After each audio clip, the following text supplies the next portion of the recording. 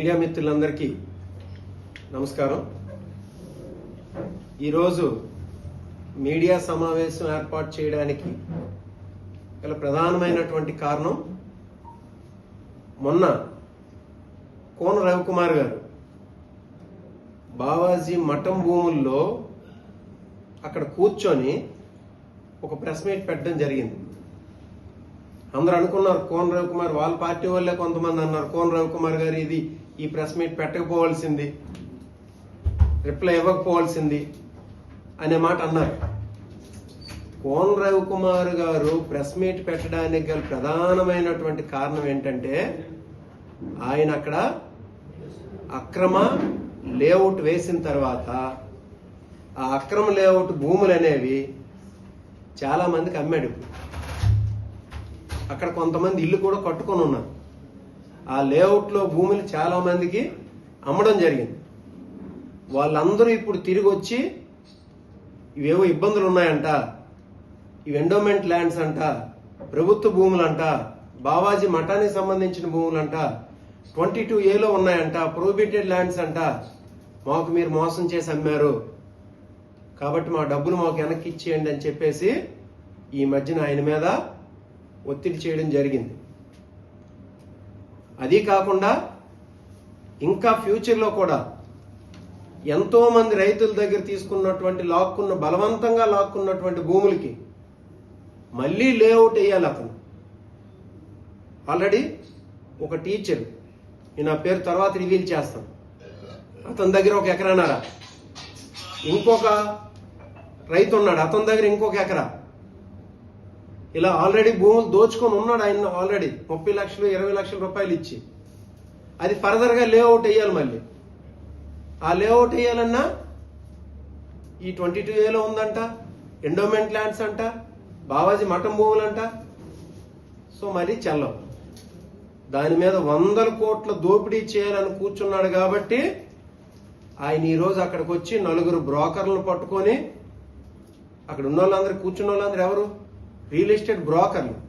ఆ 4 బ్రోకర్లను కూర్చుడిపెట్టి గట్టిగా మాట్లాడేసి ఇప్పుడు కొన్నటువంటి చిన్న చిన్న కుటుంబాలు, మోసం చేసినటువంటి చిన్న చిన్న వ్యక్తులకి నమ్మించే ప్రయత్నంలో భాగమే ఆ ప్రెస్ మీట్. కూర్చున్న వాళ్ళు రియల్ ఎస్టేట్ బ్రోకర్లు, ఇంకా ఆయన పక్కన కూర్చున్నాడు ఎవరతను, బావాజీ మఠం తాలూకు వ్యక్తి అని చెప్పేసి అంటున్నాడు. ఆయన బావాజీ మఠం అనేది ముకుల్ దాస్ బావాజీ అని ఒక వ్యక్తి స్టార్ట్ చేశాడు. అతను ఎప్పుడు 1600లో. ఆ ముకుల్ దాస్ బావాజీ మఠం స్టార్ట్ చేస్తే మఠానికి ఎవరుంటారు? ఉత్తరాధికారి ఒక అతను ఉంటాడు, ట్రస్టీ. ఈరోజు ఉన్నటువంటి బావాజీ 12వ వ్యక్తి, అంటే 1, 2, 3, 4 12వ వ్యక్తి. వాళ్ళు ఎవరు? వాళ్ళ తాలూకు పిల్లలు కాదు. ముకుల్ దాస్ బావాజీ ఎవరినో ఒకరిని మళ్ళీ సేవ చేసి అతన్ని నామినేట్ చేసుకుంటాడు ఉత్తరాధికారిగా. వారసులు ఉత్తరాధికారులు ఎవరు? ఎవరైతే సేవ చేస్తారో వాళ్ళు ఉత్తరాధికారులు అవుతారు. అలాగా ముకుల్ దాస్ బావాజీ నుండి ఒక్కొక్కరు రాగా లాస్ట్గా ఉన్న అతను రఘువీర్ దాస్ బావాజీ అని చెప్పేసి ఉన్నాడు. అతను 90 ఇయర్స్ 92 ఇయర్స్ అప్పుడు చనిపోయాడు. అతను మొన్న రీసెంట్గా. ఆయన చనిపోయింది కూడా పెద్ద మిస్టరీనే, విషప్రయోగం ద్వారా చనిపోయాడండి. ఆ రఘువీర్ దాస్ బావాజీ తాలూకు కొడుకు అతను మొన్న కోన రవికుమార్ గారి పక్కన కూర్చున్న అతను. ఇప్పటి వరకు 11 మంది ఉత్తరాధికారులు ఎవరు కూడా వాళ్ళ కొడుకులు ఉత్తరాధికారులు అనలేదు. ఈయన్ని తీసుకొచ్చి ఇప్పుడు వారసుడి కింద పెట్టాడు ఇతను. అంటే అర్థం ఏంటి? వాళ్ళు బావాజీ మఠంలోనా వాళ్ళ కుటుంబంలోనా చిచ్చు పెట్టి తగు పెట్టి వాళ్ళ భూములు కారు చౌకగా లాక్కున్నటువంటి వ్యక్తి ఈ కోన రవికుమార్. మధ్యలో 4 బ్రోకర్లు పెట్టాడు. ఆ బ్రోకర్ల మధ్యలో పెట్టి వాళ్ళ రైతులట వాళ్ళు. ఇది అందుకోసమని ఈ ప్రెస్ మీట్ ఆయన ఏర్పాటు చేయడం జరిగింది మొన్న. అంటే అక్కడ భూములు కొనుక్కుంటున్న వారిని నమ్మించడానికి, ఆయన రేపొద్దున మళ్ళీ రియల్ ఎస్టేట్ వ్యాపారం చేయడానికి అందులో అక్కడికి వెళ్ళి కూర్చొని ప్రెస్ మీట్ పెట్టడం జరిగింది. చెప్తున్నవన్నీ అబద్ధాలే. ఆయన డబ్బుల కోసం, అక్రమ సంపాదన కోసం ఎంతలా దిగజారిపోతాడు అనడానికి మొన్న ఆయన పెట్టినటువంటి ప్రెస్ మీటే ఒక నిదర్శనం. చెప్తున్నవన్నీ అబద్ధాలే, ఒక్కటి నిజం లేదు. అబద్ధాలు చెప్పుకొని ఉన్నాడంటే ఎప్పుడు మనిషి అబద్ధాలు చెప్పుకొని బతుకుతాడండి? ఎప్పుడు దిగజారిపోతాడు?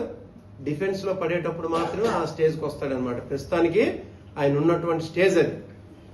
రేపు అక్రమ సంపాదన కోసం అదన్నీ చేస్తున్నాడు అతను. వాస్తవంగా బావాజీ మఠం తాలూకు చరిత్ర మొత్తం చెప్తాను వినండి మీరు క్లియర్గా. ఇంతకుముందు చెప్పాను, మరొకసారి రీక్యాప్ చేయిస్తాను. అది బావాజీ మఠానికి 1650 సంవత్సరాలు ఆ టైంలో ముకుల్దాస్ బావాజీ అనే వ్యక్తి సదావర్తి జరిపేవాడు. సదావర్తి అంటే ఏంటంటే నిత్యం అన్నదానం జరపడం, నిత్యం సాధువులకి, ఫకీర్లకి, పిలిగ్రిమ్స్ కి, అంటే ఈ ఎవరైతే ఈ భక్తులు ఉంటారో వాళ్ళకి రైస్ అంటే ఏంటి, భోజన సదుపాయాలు, షెల్టర్ సదుపాయాలు కల్పించే వ్యక్తి ముకుల్దాస్ బావాజీ. అతనికి 1690లో నుండి మళ్ళీ 1810 వరకు ఈ మఠానికి మొఘల్ చక్రవర్తులే వేలాది ఎకరాల భూములు ఇచ్చారు. మొఘల్ చక్రవర్తులు, అందులో ఔరంగజేబు. ఇదేదో నేను చెప్పింది కాదు, ఈయన కొన్నాడని చెప్పేసి అన్నాడే, ఆ విషయం చెప్తాను నేను. ఈ మఠానికి ఔరంగజేబు భూములు ఇచ్చాడు. ఈ భూముల్ని 1947 వరకు అన్ని కూడా సక్రమంగా జరిగింది. 1947 వరకు కూడా. ఎందుకు 1600 నుండి 1947 వరకు కూడా ఎటువంటిది లేదు. ఎప్పుడైతే 1927లో Madras endowment act, Hindu religious endowment act అని ఒకటి వచ్చిందో, హెచ్ఆర్ఈ అని, ఆ తర్వాత 1947లో దీనిలో ఉన్నటువంటి జగన్నాథ స్వామి టెంపుల్ని ఏం చేశాడు, ఎండోమెంట్ కింద పెట్టారు 1947లో. పెడితే అప్పుడు వాళ్ళు ఏంటంటే ఇక్కడ ఉన్నటువంటి వైజాగ్ కోర్టుకి, తర్వాత హైకోర్టుకి, తర్వాత సుప్రీంకోర్టుకి వెళ్ళి అది భూములు ఇచ్చేటప్పుడు ఉన్నటువంటి టెంపుల్ కాదు, ఆ టెంపుల్ అనేది ప్రైవేట్ టెంపుల్ అని చెప్పి వాళ్ళు ఒక ఆర్డర్ తెచ్చుకున్నారు. ఆ ఆర్డర్ తెచ్చిన తర్వాత 1973లో మనకి ఇది వచ్చింది, ఏదది ల్యాండ్ రిఫార్మ్ యాక్ట్ వచ్చింది, ఎల్ఆర్ఏ 1973. దానిలో ఏంటంటే land ceiling of excessive agriculture lands. ఆ ల్యాండ్ సీలింగ్ యాక్ట్ ప్రకారం వీళ్ళకి ఏంటంటే ఒక నోటీస్ జారీ చేశారు. వీళ్ళు మీరు ల్యాండ్ సీలింగ్ యాక్ట్ కిందకు వస్తారు, ల్యాండ్ సీలింగ్ యాక్ట్ కిందకు వస్తారు. ఆ ల్యాండ్ సీలింగ్ కి మీరు వచ్చి ట్రిబ్యునల్ దగ్గరికి వెళ్ళి మీ తాలూకు వాదనలు వినిపించి మీరు ఎక్సెసివ్ ల్యాండ్స్ ఏదైతే ఉందో వాటిని డిక్లేర్ చేయండి అని చెప్పేసి చెప్పడం జరిగింది. ఎప్పుడది 1973లో వచ్చిన దానికి 1992లో వస్తే అప్పుడు వాళ్ళు ఏం చేశారు, బావాజీ వాళ్ళు 1992లో మళ్ళీ హైకోర్టుకి వెళ్ళారు. ఇది ఎక్సెసివ్ ల్యాండ్స్ ఇవ్వడానికి ఇదే మాది ట్రస్ట్, ఇది ముందేమని సుప్రీంకోర్టుకి వెళ్ళారు, ఇండివిజువల్ అని వెళ్ళారు. తర్వాత 92లో ఏమని వెళ్ళారు, ఇది ట్రస్ట్, ఇది ఈ ట్రస్ట్ను ఎడ్యుకేషన్ ఇన్స్టిట్యూషన్స్, చారిటీస్ ఇవన్నీ కూడా సెక్షన్ 23 కింద ఎక్సెంప్షన్ ఉంటాయి, ల్యాండ్ సీలింగ్ లో ఎక్సెంప్షన్ ఉంటాయి, మమ్మల్ని ఎక్సెంప్ట్ చేయండి అని చెప్పేసి కోర్టుకి వెళ్ళడం జరిగింది. కోర్టు అప్పుడు ఏం చెప్పింది, ఈ ల్యాండ్ రిఫార్మ్స్ కోసం ఒక ట్రిబ్యునల్ ఏర్పాటు చేసింది. Tribunal is nothing but A court. High court అప్పుడు ఏం చెప్పిందంటే, మీరు మా దగ్గర మీరు చెప్పే బదులు మీకున్న ఎవిడెన్సెస్ అన్ని కూడా ల్యాండ్ రిఫార్మ్స్ ట్రిబ్యునల్ దగ్గరికి వెళ్ళి ఆ ట్రిబ్యునల్ దగ్గర మీ వాదనలు వినిపించండి అని చెప్పేసి 92లో ఒక తీర్పు ఇవ్వడం జరిగింది. అప్పుడు వీళ్ళు ఏమని చెప్పారు, ఇండివిజువల్ కాకుండా ట్రస్ట్ అని చెప్పారు కదా, చారిటీస్ అని. అప్పుడు 87లో మనకు ఒక యాక్ట్ వచ్చింది, అది AP charitables Hindu religious institutions and endowment act 1987 అని. దాని ద్వారా వీళ్ళు ఏం చేశారు, ఇప్పుడు వీళ్ళే 92లో హైకోర్టులో వేశారు కదా ఈ చారిటబుల్ ట్రస్ట్ అని. మళ్ళీ ఇప్పుడు అది ఎండోమెంట్ కింద బుక్ చేసి వెంటనే ఒక నోటీస్ పంపించారు మళ్ళీ ఎవరికి, ఈ బావాజీ మఠం భూములకి పంపించేసరికి వీళ్ళు మళ్ళీ మాది ఇండివిజువల్, ఇది మేము ట్రస్ట్ కాదు అంటే, వాళ్ళే ముందు ఇండివిజువల్ అని సుప్రీంకోర్టుకి వెళ్ళారు 61లో, అంటే 59లో వెళ్తే 61లో ఆర్డర్ వచ్చింది. తర్వాత మళ్ళీ ట్రస్ట్ అని ల్యాండ్ సీలింగ్ నుండి ఎక్సెంప్షన్ కోసం అని 92లో హైకోర్టుకి వెళ్ళారు. హైకోర్టుకి వెళ్ళి ట్రస్ట్ అని వెళ్ళారని చెప్పేసి మళ్ళీ ట్రస్ట్ కింద బుక్ చేసి ఎండోమెంటోలో నోటీస్ పంపించేసరికి మళ్ళీ అని చెప్పేసి 94లో మళ్ళీ కోర్టుకి వెళ్ళారు, మాది ఇండివిజువల్ అని చెప్పేసి. అది 2006లో జడ్జిమెంట్ వచ్చింది. అది ఎప్పుడు 94లో వేసినటువంటి కేసుకి. ఏమని జడ్జిమెంట్ వచ్చింది? మీరు డిప్యూటీ కమిషనర్ ఎండోమెంట్స్ దగ్గరికి వెళ్ళి మీరు ఇండివిజువల్ అయితే మీ దగ్గర ఉన్న డాక్యుమెంట్స్ అన్ని చూపించండి, చూపించి మీరు క్లెయిమ్ చేసుకోండి అని చెప్పేసి ఇచ్చారు. వీళ్ళు ఏం చూపించలేకపోయారు. అప్పుడు వీళ్ళకి అర్థమైపోయింది ఈ భూములను ఇంకా మేము అమ్మేసి తప్పించి మా చేతిలో ఇది ఉండదు, గవర్నమెంట్ హ్యాండ్ ఓవర్ చేసుకుంటుంది అని చెప్పేసి ఈ రఘువీర్ దాస్ బావాజీ అని ఇప్పుడు కోన రవికుమార్ గారు పక్కన కూర్చున్నాడే వాళ్ళ తండ్రి ఒక మాలిఫైడ్ ఇంటెన్షన్ తో ఇంకా 1,00,000కి 10 లక్షలకి 5 లక్షలకి అమ్మకాలు స్టార్ట్ చేశాడు. అమ్మకాలు స్టార్ట్ చేసిన తర్వాత 2009లోన ఎవరో లోకాయుక్తకి వెళ్ళారు. లోకాయుక్తకి వెళ్ళి ఇవి ప్రభుత్వ భూములు లేకపోతే ఎండోమెంట్స్ సంబంధించిన చేశారు వీళ్ళు. ఈ కోన రవికుమార్ కుటుంబ సభ్యులు గత 10-15 ఏళ్ళు బట్టి దాన్ని అమ్ముకోవడం, 20 లక్షలకి 10 లక్షలకి 30 లక్షలకి ఆక్యుపై చేయడం. ఆక్యుపై చేసి ఒక్క రిజిస్టర్డ్ డీడ్ చూపించమన్నాడు. ఒక్క రిజిస్టర్డ్ డీడ్ ఇల్లీగల్గా రాయించుకోవడం, రాయించేసి లేఅవుట్ వేసి అమ్మేయడం. ఇప్పుడు ఆ లేఅవుట్కి ఎందుకు నేను ముందు చెప్పాను అనుకుంటున్నారు, ఇది జరుగుతున్నాయి, సంవత్సరాల తరబడి జరుగుతున్నాయి. ఆ లేఅవుట్కి కోన రవికుమార్ మరీ బరి తెగించి 1,45,00,000 పెట్టి ఈ లేఅవుట్కి మనం చూపించిందంత ఏం చూపించాడు ఆయన? ఇల్లుని చూపించాడు ఇల్లు. మరి ఈ ప్లేస్ ఏం చూపించలేదు ఆయన. ఇదేంటిది, ఇక్కడ ఇల్లు ఉన్నాయా? దీనికి 1,45,00,000 పెట్టి డ్రైనేజ్లు మళ్ళీ సీసీ రోడ్లు వేసారు. సీసీ రోడ్లు డ్రైనేజ్లు వేస్తావా? నీ అబ్బగారి సొమ్మ ఇది, గవర్నమెంట్ సొమ్మును తీసుకొచ్చేస్తావా? నువ్వు చెప్తున్నావే నేను వేస్తాను, నేను చేస్తాను, నువ్వు చెప్పినవన్నీ రేపు కోర్టు దగ్గరకు వచ్చి చెప్పు. నువ్వు మొనగాడివి అయితే, నువ్వు దమ్ము ఉన్నాడు అయితే రా కోర్టు దగ్గరకు వచ్చి నువ్వు చెప్పు, ఎఫిడవిట్ ఇచ్చే. నువ్వు జైలుకి ఎందుకు పోవో చూస్తాను. వేస్తావా? దీనికి గవర్నమెంట్ దగ్గర అప్రూవల్ తెచ్చి ఎన్ఆర్ఈజెస్ డబ్బుల ద్వారా తీసుకొచ్చేస్తావా? వేసి ఇంకా అబద్ధాలు చెప్తావా? ఇవ్వండి రోడ్లు చూడండి, 1,45,00,000 పెట్టి రోడ్లు. ఏది నువ్వు వేసిన అనాథరైజ్డ్ లేఅవుట్కి నువ్వు అమ్ముకొని కోట్లు దోచుకున్న దానికి గవర్నమెంట్ డబ్బా ఉంది. ఇది ఇంకా చెప్తున్నాడు. ఇగోండి అది అనాథరైజ్డ్ లేఅవుట్. ఇక్కడ ఏవో లేఅవుట్లు ఇగోండి చూడండి. ఇవి secretary surveyor, panchayat secretary surveyor ఏమని రాశారు చూడండి ఆ బోర్డు మీద. ఈ స్థలం అక్రమ లేఅవుట్ గా గుర్తించడమైనది, లావాదేవీలు నిషేధించడమైనది. ఈ లేఅవుట్ అక్రమ లేఅవుట్, నిషేధించడమైంది, లావాదేవీలు అని రాశారా? చూడండి, మీరే చూడండి. ఆ నిల్చున్న ఆవిడ పంచాయతీ సెక్రటరీ, ఆ పక్కన ఉన్న వాళ్ళు రెవెన్యూ సర్వే. ఆ బోర్డులన్నీ పీకేస్తూ వెళ్ళి నువ్వెందుకు పుచ్చకాయలు దొంగలండి భుజాలు తడుకోవడం? నువ్వు దొంగవు కాబట్టే, నీ దొంగతనం బయటపడిపోయింది, నీ అక్రమార్జన బయటపడిపోయింది కాబట్టే నువ్వు ఈరోజు భుజాలు తడుకుంటున్నావు. నీ సంగతి అంతా చెప్తాను నీకు.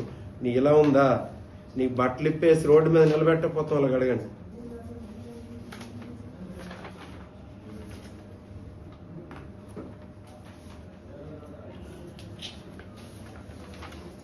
ఇది ప్రైవేట్ ల్యాండ్స్ అనా? సుప్రీంకోర్టు ప్రైవేట్ ల్యాండ్స్ అని తీర్పు ఇచ్చిందా? నువ్వు చదివావా? నువ్వు బావాజీ మఠం వాళ్ళు ఈ భూమిని కొన్నారా? నువ్వు మొన్న మాట్లాడింది ఒకసారి వెనక్కి తిరిగి చూడు. అది ప్రైవేట్ ల్యాండ్స్ అని బావాజీ మఠం వాళ్ళు కొన్నారని చెప్పేసి అని నువ్వు చెప్తావా బయటకు వచ్చి? ఇదేంటిది? 1959లో బావాజీ మఠం వాళ్ళు సుప్రీంకోర్టులో వేసినటువంటి పిటిషన్. ఇది బావాజీ మఠం వాళ్ళు వేశారు. ఎవరు? చూడండి, రఘువీర్ దాస్ బావాజీ వాళ్ళు అప్పుడు పుహారి ఫకీర్ సదావత్తి ఆఫ్ బొందిలీపురం. ఆయనకి అది కూడా తెలియదు. మొన్న ఇదే మఠాన్ని బావాజీ మఠం అన్నదే, పుహారి సదావత్తి ఫకీర్ సదావత్తి మఠం అన్నదే, టకియా మఠం అన్నదే, సకియా మఠం అన్నదే. అది ఆయనకి తెలియదు. అది మొన్న ఎంతసేపు దోచుకోవడం తెలుసు కానీ ఆయన నేర్చిందంత ఏంటి నేర్చుకున్నాడు? దోచుకోవడం, దొంగతనం నేర్చుకున్నాడు కానీ ఆయన చదువు కూడా నేర్చుకోలేదు. దానిలో ఇదిగోండి సుప్రీంకోర్టు డిసెంబర్ 22 డిసెంబర్ 1961 ఇచ్చినటువంటి తీర్పు ఇది. దానిలో వీళ్ళే బావాజీ మఠం వాళ్ళే వేశారు ఒక ఎఫిడవిట్. ఆ ఎఫిడవిట్ ఏమని వేశారు చూడండి.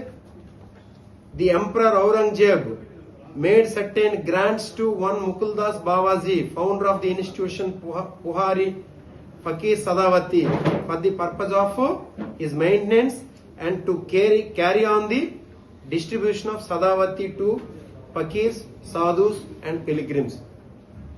అంటే ఏంటండి ఇది? ఫకీర్ సదావత్ అన్న అతనికి సదావత్ అంటే ఏంటి? It is a practice of donation. ఇప్పుడు హిందుత్వం అంటే ఉంది చూడండి, సనాతన ధర్మం అంటే ఏంటి? మీరు నన్ను గౌరవించడం, నేను మిమ్మల్ని గౌరవించడమే సనాతన ధర్మం.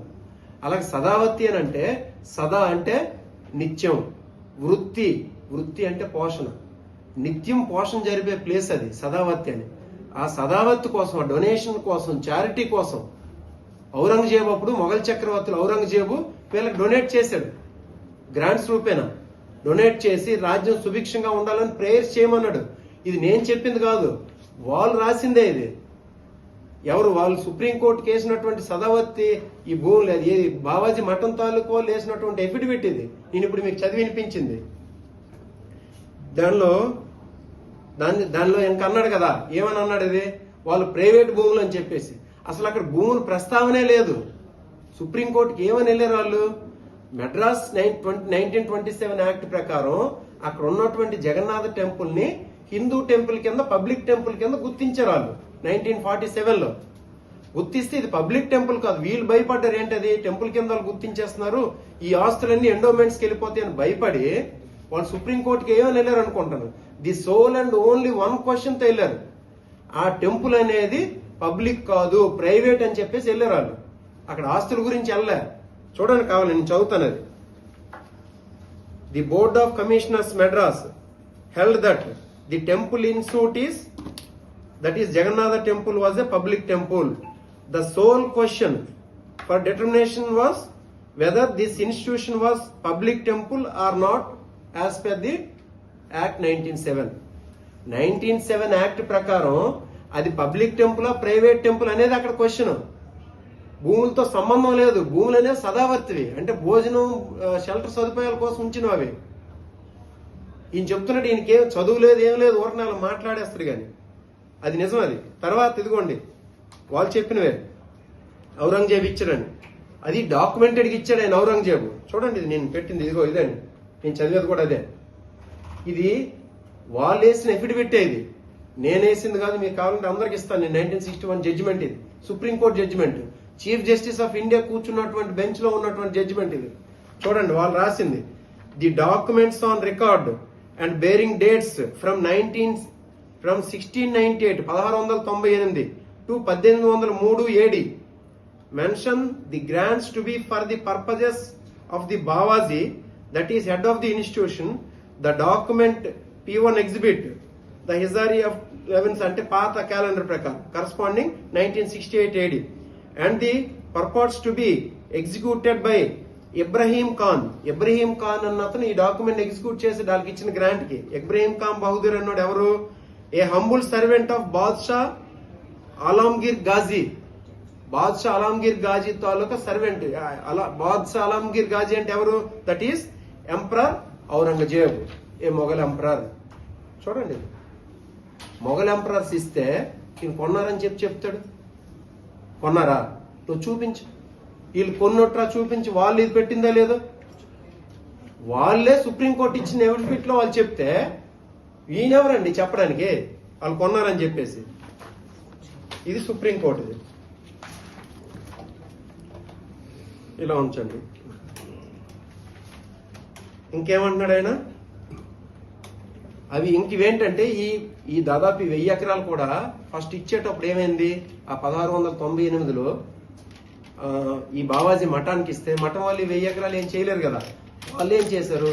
రైతులకి 2 ఎకరాలు ఎకరాల లెక్క అక్కడ ఉన్నటువంటి రాగోలు, మన అక్కివరం, తోటాడ, గోపీనగర్, మసాయిపేట, లేకపోతే ఈ బొందిలీపురం ఏరియా, ఈ బలగా ఈ ఏరియాలో ఉన్నటువంటి రైతులకి వాళ్ళు 1 ఎకరా 2 ఎకరాలు పండించమని ఇచ్చి, ఆ పండించి వచ్చినటువంటి ఫలసాయంలో కొంత కప్పంలాగా, అంటే ఏంటి, కొంత ప్రాఫిట్ని మఠంకి ఇస్తే, ఆ మఠం అప్పుడు ఏం చేసేది? దాన్ని సదావతి చేసేది.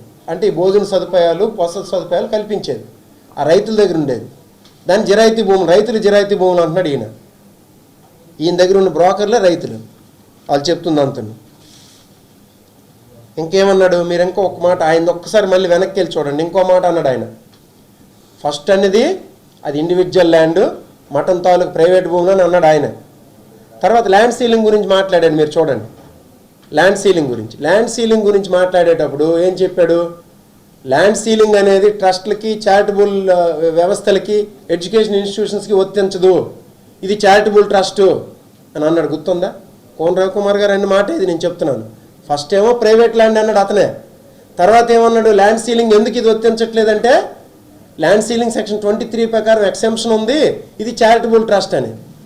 నువ్వు ఇండివిజువల్ అన్నోడివి నువ్వే, ట్రస్ట్ అన్నోడివి నువ్వే. నీకు కనీసం బుర్ర ఏమైనా పని చేస్తుందా? నువ్వు చదువుకున్నావా? చెప్తా, నీకు చదువు నువ్వేమి ఏది జ్ఞానం కోసం నేర్చలేదు, దొంగతనం కోసం చదువుకున్నావు. నువ్వు నేర్చుకుందంతా దొంగతనం, ఆ దోపిడి. ట్రస్ట్ అనేది నువ్వే, ఇండివిజువల్ అనేది నువ్వే. ఇప్పటికీ నువ్వు చెప్పు, అది ట్రస్టా ఇండివిజువలా? నువ్వు నిజంగా నువ్వు మనగాడివైతే, నువ్వు ఒక చదువుకున్నాడు అయితే నువ్వు చెప్పు, అది ట్రస్టా ఇండివిజువలా? నువ్వు ఒక డిక్లేర్ చేయి, తర్వాత మాట్లాడదాం దాని గురించి.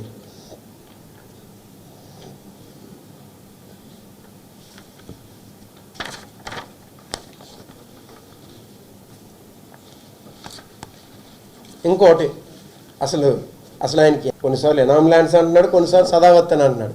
ఇనామ్ ల్యాండ్స్ అంటే ఏంటి? పూర్వం రాజుల దగ్గర సర్వెంట్స్ ఉండేవాళ్ళు. కొద్దిగా ఎవరు వాళ్ళు రాజుల ఆస్థానంలో గుడులు ఉండేవి. ఆ గుడుల దగ్గర పనిచేసినటువంటి పూజారులు కానీ, లేకపోతే వాళ్ళకి సేవ చేసినటువంటి సేవకులు కానీ, లేదు వాళ్ళకి వైద్యం చేసినటువంటి డాక్టర్లు కానీ, వాళ్ళకి సపర్యలు చేసినటువంటి సేవకులు కానీ, వీళ్ళకి రాజులు మెచ్చుకొని, ఇదిగో ఈ పలానా భూమి నువ్వు తీసుకో, ఈ పలానా గ్రామంలో ఉన్నటువంటి అగ్రహారం నువ్వు పండించుకో అని ఇచ్చేవి. ఇవి ఇనామ్ ల్యాండ్స్, వాటిని ఇనామ్ భూములు అంటారు. అది ఇనామ్ అబాలిషన్ యాక్ట్ వచ్చింది. ఆ ఇనామ్ అబాలిషన్ యాక్ట్ వచ్చిన తర్వాత సెటిల్మెంట్ కోసం 1960sలోనే దాన్ని డిక్లేర్ చేశారు.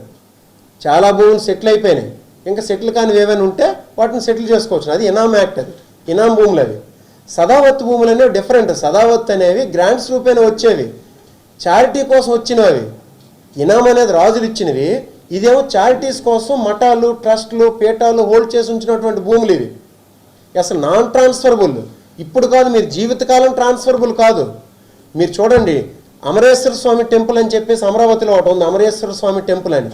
దానికి ఈ టీడీపీ నాయకులే, దానికి 70 ఎకరాలు చెన్నైలో భూములు ఉన్నాయి. 70 ఎకరాలు చెన్నైలో భూములు ఉంటే వాటిని ఆక్యుపై చేయడానికి ఈ టీడీపీ లీడర్సే లాస్ట్ గవర్నమెంట్లో 1419లో ట్రై చేస్తే అప్పుడు మన ఆళ్ళ రామకృష్ణారెడ్డి గారు కోర్టుకు వెళ్ళి దాన్ని ఆపించారు. ఆ తీర్పులో కూడా ఏంటి క్లియర్గా ఇచ్చింది, ఏమని ఇచ్చింది? సదావత్ భూములు అనేవి ప్రొహిబిటెడ్ ల్యాండ్స్, నాన్ ట్రాన్స్ఫరబుల్, అది ట్రాన్స్ఫర్ అనేది జరగదు అని చెప్పేసి ఇచ్చింది. ఆ జడ్జిమెంట్ కూడా మీకు చూపిస్తాను నేను. ఇవి కొద్దిగా కోన రవికుమార్ గారు ఏంటంటే చదవాలి. అది అక్కడ ఎవరో వచ్చేసి మధ్యలో ఇచ్చేస్తే మాట్లాడేయడం కాదు. ఆ కూర్చున్న నలుగురు కూడా ఎవరు వాళ్ళు?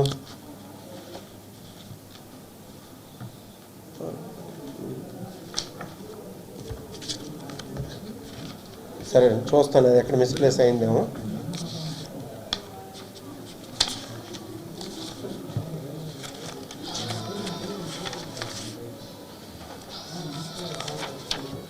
ఏలో ఉన్నటువంటి 121 సర్వే నెంబర్ గల ల్యాండ్స్ ఇవి.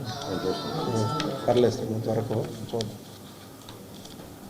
అమరేశ్వర్ చెప్తానండి మీకు అన్ని డౌట్లు కూడా మళ్ళీ చెప్తాను నేను. ప్రతిదీ మీకు విత్ డాక్యుమెంటరీ ఎవిడెన్స్ ఇస్తాను. సరే, అది మిస్ అయినట్టు ఉంది. Amareshwara Swami temple versus government of Tamil Nadu అని చెప్పేసి ఒక కేసు ఉంది, అది కూడా నేను ఇస్తాను మీకు. దానిలో క్లియర్గా హైకోర్టు జడ్జిమెంట్ ఇచ్చింది, సదావత్ భూములు అనేవి నాన్ ట్రాన్స్ఫరబుల్, అసలు ట్రాన్స్ఫర్ చేయడానికి అవకాశమే లేదు అని చెప్పేసాను. సో ఆ జడ్జిమెంట్ ప్రకారం సదావతి ల్యాండ్స్, ఇది మనం సదావతి ల్యాండ్స్, ఇది మఠానికి ఉన్న సదావతి ల్యాండ్స్. సో అందుకు అవి నాన్ ట్రాన్స్ఫరబుల్. ఇంకోటి, మీ కలెక్టర్ ఏదో ఇచ్చాడని చెప్పేసి అంటున్నారు. కలెక్టర్ ఇదేదో 22A తీసేయడానికో లేకపోతే పెట్టడానికో మీరు ఏదో కాగితం చూపించి ఒకడా కాగితం ఒకటి చూపించేసి చెప్తున్నారు. నేను కలెక్టర్ గారికి ఇచ్చేటప్పుడు నేను కలెక్టర్ గారికి ఇక్కడ ఆక్యుపేషన్స్ జరుగుతున్నాయి, మీరు దీన్ని ఆపండి, అది ఎండోమెంట్స్ ల్యాండ్స్ అవి, లేకపోతే ఎండోమెంట్స్ గవర్నమెంట్ హోల్డ్ చేసుకునేది. రేపు పొద్దున్న గవర్నమెంట్ లీజ్కి ఇవ్వచ్చును ఆ 200 ఎకరాలని. లీజ్కి ఇస్తే షార్ట్ టర్మ్ లీజ్ కానీ లాంగ్ టర్మ్ లీజ్ కానీ ఎన్నో కమర్షియల్ కాంప్లెక్సెస్ కానీ లేకపోతే కమర్షియల్ యాక్టివిటీస్ అక్కడ తయారవుతాయి. ఈ చిన్నవి కాదు. నేను కలెక్టర్ గారికి గ్రీవెన్స్లో పెడితే కలెక్టర్ గారు ఇచ్చినటువంటి రిప్లై ఇది చూడండి. ఇది కలెక్టర్ గారు ఇచ్చినటువంటి రిప్లై. ఇది ఈ రిప్లైలో చాలా క్లియర్గా చెప్పారు ఆయన. ఏంటది? Fakir Sadavati of Bondilipuram have no right on the mutt property. Have no right on the mutt property. The entire charge of mutt has to be taken over from the Puhari Fakir Sadavati అంటే బావాజీ మఠం నుండి by the EO Suryanarayana Swami temple Arasavalli. It is further reported that the entire MUT property was published under section 22A1C అంటే prohibited lands కింద చేసి and of the AP Registration Act 1908. Hence, there is no possibility to transfer the MUT property through registration. There is no possibility of transfer the MUT property through registration. Immediately after assuming the charge of the MUT, the entire immovable properties have to be surveyed with the help of Tahsildar and all the encroachments shall be enacted, duly issuing notices under section 83. ఇది ఇచ్చింది collector. మరి నీకే collector ఇచ్చాడు? నాకు ఇచ్చింది ఈ స్వప్నిల్ దొనకర్ పుండకర్ గారు ఈయన. మరి మీకే కలెక్టర్ ఇచ్చాడో, ఏ జిల్లా కలెక్టర్ ఇచ్చాడో నాకు తెలియదు. ఇది ఇచ్చింది కూడా ఎప్పుడు ఇచ్చాడు? ఇది 10/2/2025, 10/2/2026, 10/2/2026 ఇచ్చింది. చూడండి, నేను ఎప్పుడు కంప్లైంట్ ఇచ్చాను? నేను 14/7/2025 నేను ఇస్తా కంప్లైంట్. చూడండి, ఇవ్వండి గ్రీవెన్స్లో ఇస్తా. ఆయన ఇచ్చినటువంటి రిప్లై, కలెక్టర్ ఇచ్చినటువంటి రిప్లై. మరి ఈ రిప్లై కాదా ఇది? ఉంది.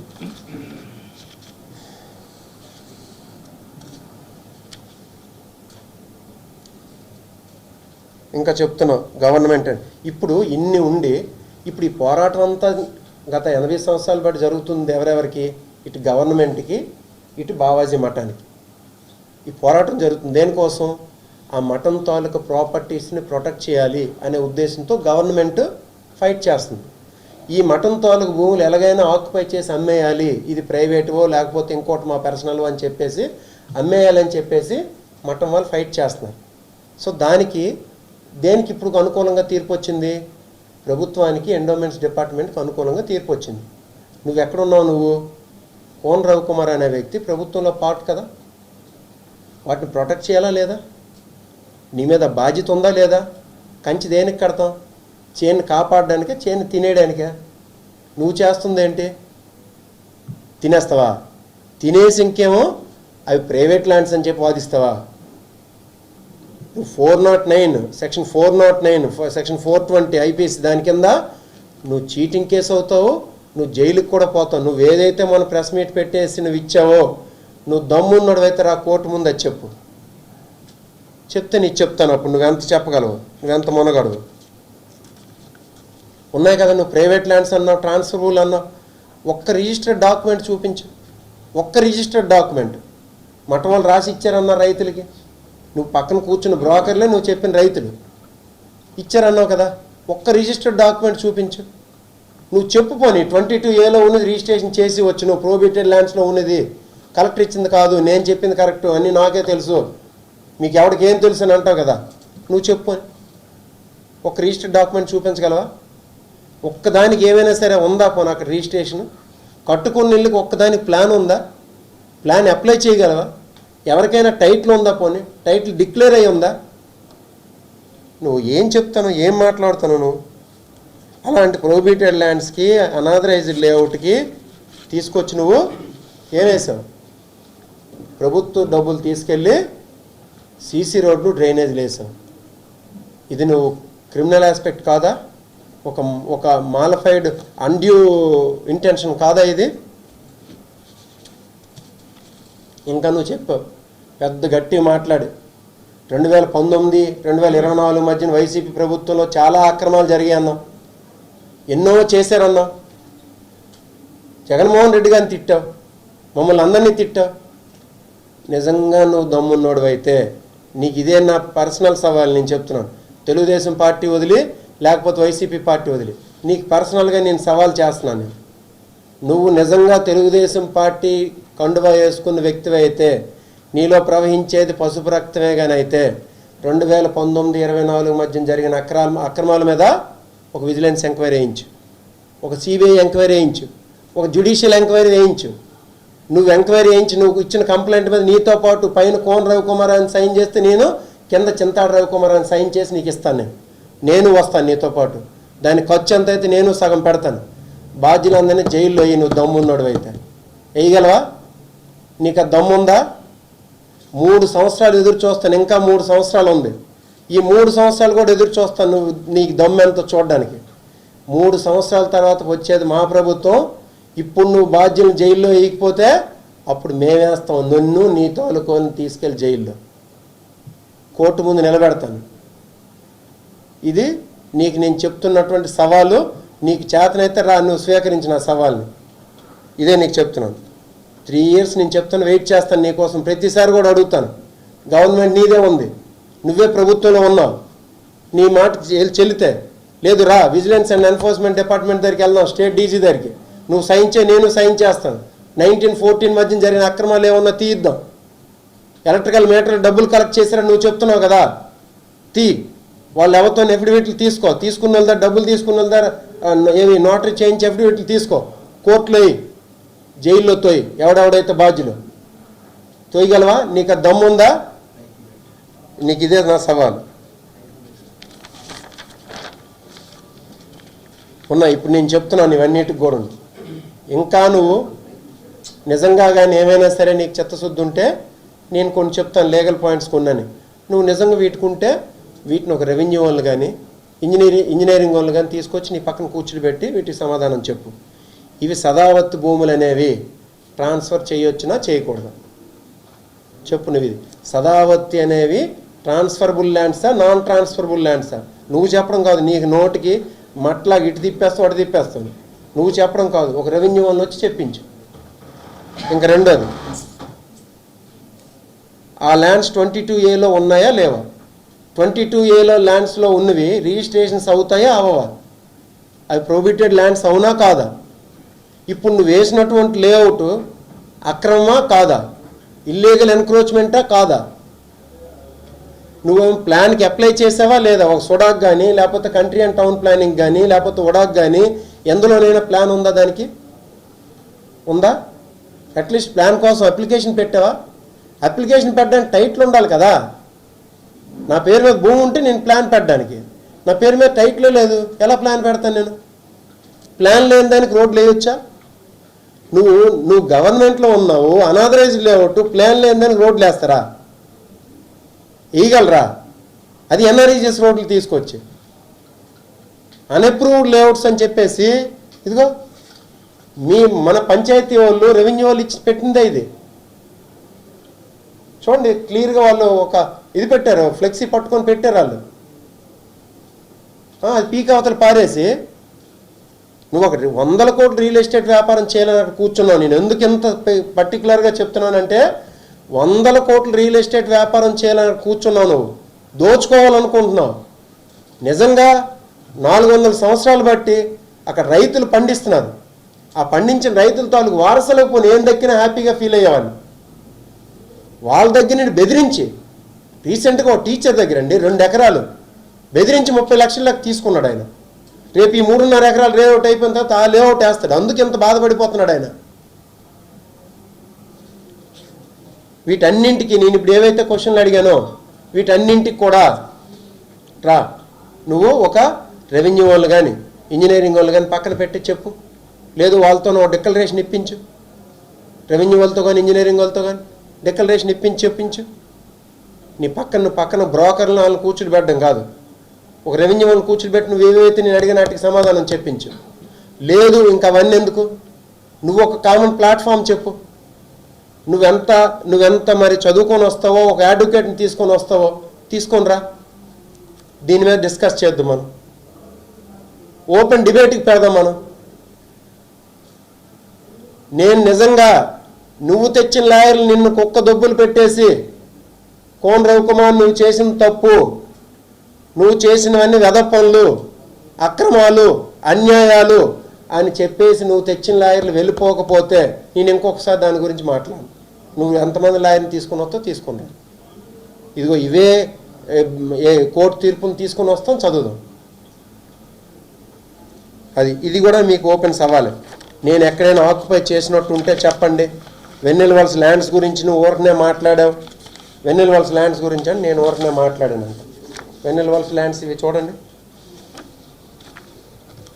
2014-19 మధ్యన ఆయన అప్లై చేసింది. ఇది ఎవరి సంతకం అండి? ఇది